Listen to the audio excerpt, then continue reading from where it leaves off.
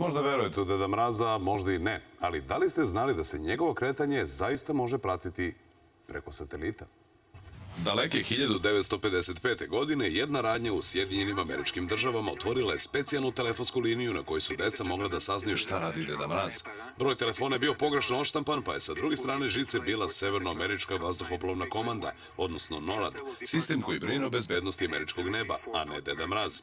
Ipak, kako se oficir na dužnosti raznežio kada je čuo dečiji poziv, pala je odluka da NORAD svake godine prati Deda Mraza i obaveštava znatiželjnike gde se on trenutno nalazi. Tako je rođena tradicija u kojoj učestvuju mnogi dobrovoljci i kompanije.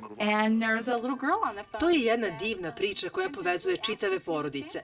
Oni se okupe na jednom mestu i onda prate dokle je stigao Deda Mraz ili igraju razne društvene igre na našoj stranici i kroz naše aplikacije.